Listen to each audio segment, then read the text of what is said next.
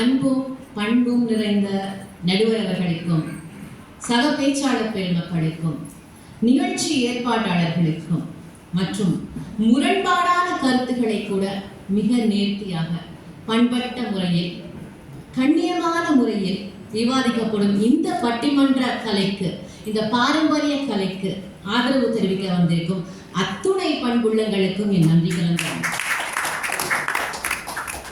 இன்றைய இளைஞர்களிடம் பெரிதும் வலியுறுத்த வேண்டியது படிப்பா அல்லது பண்பாடா அப்படின்னு கேட்டா, படிப்பு இன்னைக்கு வலியுறுத்துற நிலைமையில என்னங்க? இளைஞர்கள் ரொம்ப தெளிவா இருக்காங்க. இன்னைக்கு படிச்சாதான் நாளைக்கு வேலைக்கு போக முடியும், நாளைக்கு வேலைக்கு போனாதான் நாளைக்கு அடுத்து சோறு, தெளிவா இருக்காங்க. அப்படியே ஒன்று ரெண்டு பேர் கொஞ்சம் முன்ன பின்ன இருந்துட்டாலுமே போற வரவெல்லாம் கேள்வி கேட்கலாம். ஏன் மேல வீட்டுல டாக்டர் ஆயிட்டாங்க, கீழே வீட்டுல இன்ஜினியர் ஆயிட்டாங்க, உங்க வீட்டுல என்ன கதை அப்படின்னு கேட்டா, நம்ம வாய்க்கு பயப்படுறாங்களோ இல்லையா, ஊர் வாய்க்கு பயப்பட்டு ஒழுங்கா படிச்சிடும். ஆனா நடுவர் அவர்களே, படிப்பை பொறுத்த வரைக்கும் அவங்களோட சாய்ஸ் இல்லை, படிச்சுதான் ஆகணும். பண்பாடு அப்படி இல்லை. பல இன மக்களோட பழகுறாங்க, அவங்களுக்கு ஏகப்பட்ட சாய்ஸ். அவங்களை பொறுத்தவரை இன்னைக்கு பாப் கல்ச்சரும் கலாச்சாரம் தான், ஹிப்பி கல்ச்சரும் கலாச்சாரம் தான், வெஸ்டர்ன் கல்ச்சரும் கலாச்சாரம் தான். அப்போ எது அவனுக்கு வசதியா இருக்கும், எது அவனுடைய இந்த நட்பு வட்டம் பின்பற்றுகிறதோ அதைத்தான் அவன் பின்பற்ற ஆசைப்படுறான். ஐயா 100-200 வெள்ளி கொடுத்து வேகாத வெயில்ல மணிக்கணக்குல கியூல நின்று டெய்லர் ஸ்விஃப்ட் நிகழ்ச்சிக்கு போக தெரிஞ்ச இவனுக்கு இப்படி அழகா சாப்பாடு போட்டு ஏசி அறையில் நடைபெற்ற நிகழ்ச்சிக்கு வர தெரிய மாட்டேங்குது பாருங்க.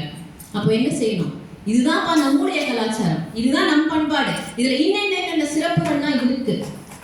இத அடுத்த தலைமுறைக்கு கொண்டு போய் சேர்க்க வேண்டிய பொறுப்பு உனக்குன்னு சொன்னா மட்டும்தான் நடுவர் அவர்களே, இந்த ஒரு 20-25 வருடம் கழித்து இதே கேலாங் வெஸ்ட் சமூக மன்றத்தில் நம்முடைய வைஷ்ணவுடைய பிள்ளைகள், நம்முடைய ஹரிவர்தனி பிள்ளைகள் மேடை ஏறி தமிழன் என்ற ஒரு இனம் உண்டு, தனியே அவருக்கு ஒரு குணம் உண்டு பெருமையா பேசுவாங்க. இல்லைன்னா என்னாகும், தமிழன் ஒரு இனம் இருந்துச்சாப்பா அப்படின்னு பேசுற நிலைமைக்கு வந்துருவோம். பண்பாடு அப்படிங்கிறது ஒரு இனத்துடைய ஆணிவேர். அவர்களுடைய வாழ்வியல் முறை, சமயம் சார்ந்த நம்பிக்கைகள், அவர்களுடைய மொழி, கலை, உணவு பழக்கம், வரலாறு, இது எல்லாத்தையும் உள்ளடக்கியது பண்பாடு. இவ்வளவு முக்கியமான ஒண்ணு கொஞ்சம் தள்ளி வச்சுட்டு இவங்க சொல்ற மாதிரி படிப்பு தான் முக்கியம் போல அப்படின்னு நினைச்சதுடைய பலனை எல்லாரும் நீங்க அனுபவிச்சுட்டு இருக்கோம். தினம் வீட்டுல போராட்டம் இருக்குங்கய்யா. சாதாரண உணவு விஷயத்த கூட அக்க போரா இருக்கு. ஒரு காட்சி நம்ம எல்லா வீட்லயும் இன்னைக்கு பார்க்க முடியும். பையன் என்ன சாப்பாடு மாமா ஒன்றும் செய்யலடா, பீஸா ஆர்டர் பண்ணிடணும்னு சொல்லி பாருங்க, அப்படியே பல் பெரியும் பீஸா அப்படின்ட்டு. அதே நேரம் புரோட்டா இந்த புரோட்டான்னு வந்து நிற்பான். தோசைன்னு சொல்லி பாருங்க, தோசை அப்படின்னு மூஞ்சி சொல்லி சோறு தோசை அப்படின்னு போய் அவ்வளோதான் நடக்குது. சோறு அப்படின்னா சோறு ஐ டோன்ட் வாண்ட் அப்படின்னு மூஞ்சி தூக்கிட்டு போயிடலாம். ஏன்னா இவனுக்கு நம்முடைய உணவுடைய முக்கியத்துவம், அந்த பழக்கத்துடைய முக்கியத்துவம் எதுவுமே தெரியல. நம்முடைய முன்னோர்கள் பார்த்து சாப்பிட்டாங்க. ஒவ்வொரு திணைக்கும் ஒரு விதமான சாப்பாடுன்னு சாப்பிட்டாங்க.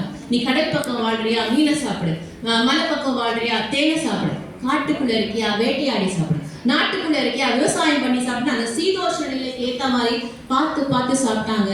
நீண்ட ஆயுளோட ஆரோக்கியமா வாழ்ந்தாங்க. நம்ம பையனுக்கு அதெல்லாம் தெரிய மாட்டேங்குது. அதனாலதான் -10 டிகிரியில சாப்பிட வேண்டிய அந்த புளிச்சு போன சீஸுக்கும் காஞ்சி போன ரொட்டிக்கும் ஆளா பறந்துட்டு வரும். புளிச்சு போன சீஸுங்க. ஆக அதனால என்ன ஆகுதுன்னா 30 வருஷத்துக்குள்ளே வரக்கூடாத எல்லா நோயும் வந்துடுது. சுவர் இருந்தா தானே சித்திரம் வரைய முடியும். இவன் ஆரோக்கியம் இருந்தா தான் நீங்க படிச்ச படிப்பு வச்சு நாட்டுக்கு ஏதாவது செய்ய முடியும். அதுக்காகவாது உணவு கலாச்சாரத்தை வற்புறுத்தி வலியுறுத்தியாவது அவங்களுக்கு சொல்லி கொடுத்துடணும். அடுத்து நம்முடைய தமிழ் கலாச்சாரத்தில், நம்முடைய தமிழ் பண்பாட்டில் ஏகப்பட்ட அருமையான கூறுகள் எல்லாம் இருக்கு. அறம், மரம், விருந்தோம்பல், ஈகை, கொடை, இதெல்லாம் இருக்கு. இதெல்லாம் எப்படின்னா அன்றாட நம்ம சுவாசிக்கிற மாதிரி, சாப்பிட்ற மாதிரி, தூங்குற மாதிரி பழக வேண்டிய ஒரு விஷயம். எதிரணியில 2 மாணவிகள் இருக்காங்க. அணித்தலை சொல்லி கூப்பிட்டு வந்திருப்பாங்க. அடிச்சு கேட்டாலும் நாங்க அம்மா அப்பாங்கிறது கூட பள்ளியில பாடமா தான் படிச்சோன்னு சொல்லணும்னு சொல்லிட்டு வந்திருப்பாங்க. சரி ரைட்டு, இதெல்லாம் பாடமா படிக்கிறீங்க, என்ன ஆகும்? கெமிஸ்ட்ரி ஃபார்முலா மாதிரி, மேத்ஸ் ஈக்குவேஷன் மாதிரி இந்த அறமும் மரமும் போய் மூளையில உட்காந்து இதயத்துல இருக்க வேண்டிய ஒன்று மூளைக்கு போனா என்ன ஆகும்? மூளை சொல்லுற மாதிரி தேவையில்லாத விஷயத்தெல்லாம் தலையிடாத, நீ முதல்ல பத்திரமா இருந்துக்கோ அப்படின்னு உங்களை சுயநலவாதியாக மாற்றும். இன்று இளைஞர்கள் அப்படிதான் இருக்காங்க. சமூகத்தில் இறங்கி போராட வேண்டியவர்கள் இளைய போராளிகளாக இருக்கிறாங்க. எதுக்கு எடுத்தாலும் ஒரு ஹேஷ்டேக் போட்டுக்கிற முடிஞ்சு போச்சு. 3 வயசு குழந்தைக்கு என்ன தப்பு நடந்தாலும் வீட்டில் உட்காந்து ஏசி ரூம்ல உட்காந்து hashtag justice for the baby அப்படின்னு போட்டதுல இவனுடைய கடமை முடிஞ்சு போயிடும். அரமும் மரமும் அவ்வளவுதான். அதுலேயும் பாதி பேர் ஃபேக் ஐடி, ஈயம் பூசின மாதிரி இருக்கணும், பூசாத மாதிரி இருக்கணும், நான் மட்டும் பத்திரமா இருக்கணும். இதுதான் இவனுடைய மனநிலை. நெற்றிக் கண்ணை திறந்தாலும் குற்றம் குற்றமேன்னு சொன்ன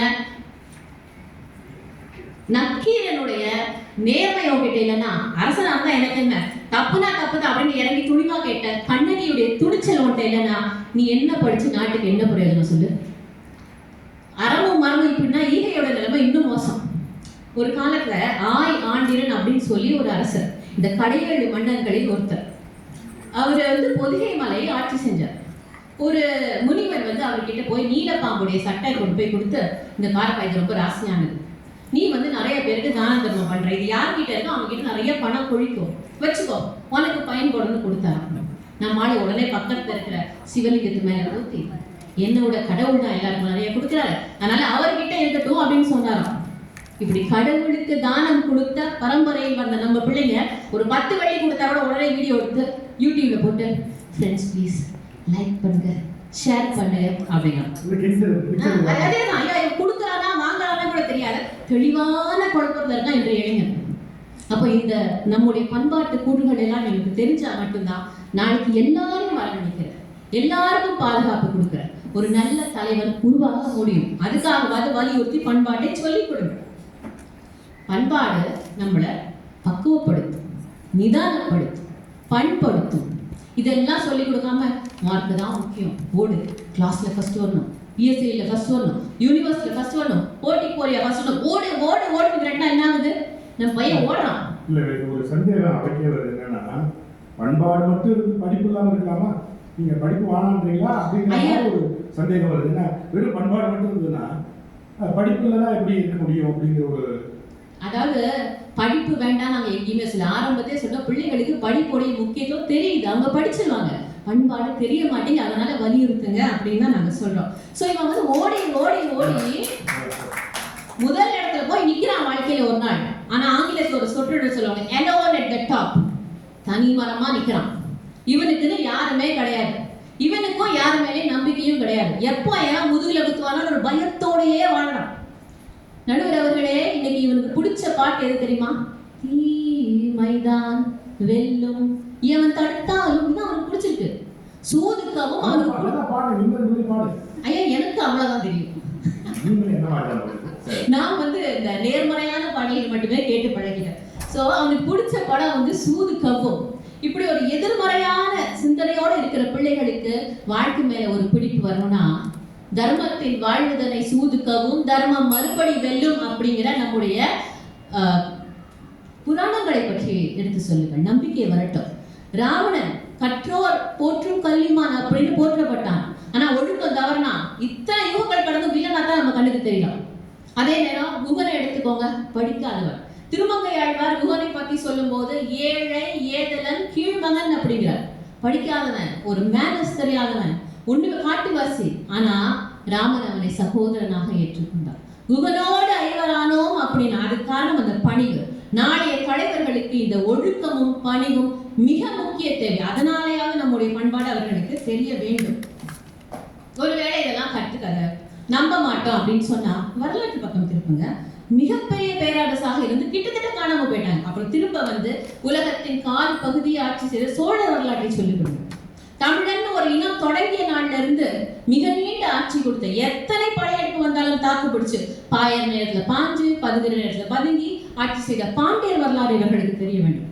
ஏன்னா இங்க இளைஞர்களுக்கு தோல்வியை எப்படி ஹேண்டில் பண்றதுன்னு தெரியல. சின்னதா ஒரு தோல்வி வந்தாலே உடஞ்சு போயிடும். அப்ப இதெல்லாம் தெரிஞ்சாதான் மீண்டெழும் தன்மை அவர்களுக்கு வரும்.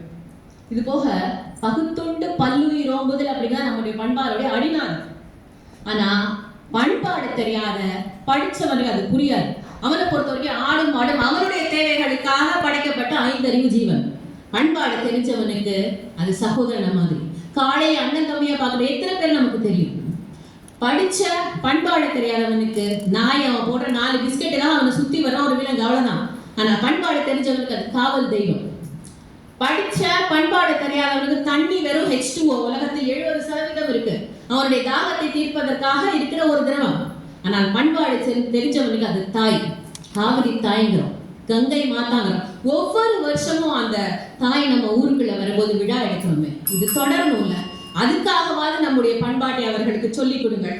இறுதியாக மண்ணுயிரோம்பி அருளாழ்வார்க்கு இல்லன்ப தன்னுயிர் அஞ்சும் வினை அப்படின்னு வள்ளுவர் சொல்வார். அதாவது மற்ற உயிர்களிடம் கருணை காட்டுபவனுக்கு தன் உயிர் பற்றிய பயம் இருக்காங்க. இப்படி அஞ்சாம் நெஞ்சர்கள் நாளை நம்முடைய சமுதாயத்தை உருவாக வேண்டும் என்றால் கண்டிப்பாக அவர்களுக்கு நமது பண்பாடு தெரிய வேண்டும். ஒன்றை மட்டும் சொல்லி முடித்து விடுகிறேன் நண்பர்களே.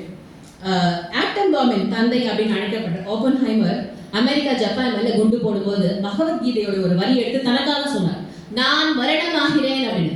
இந்த திமிரு, இந்த அகங்காரம் நம்முடைய அடுத்த தலைமுறைக்கு வரக்கூடாது என்றால் கண்டிப்பாக நம்முடைய பண்பாடு அவர்களுக்கு தெரிந்திருக்க வேண்டும் என்று கூறி நல்ல வாய்ப்புக்கு நன்றி சொல்லி முதற்கூட்ட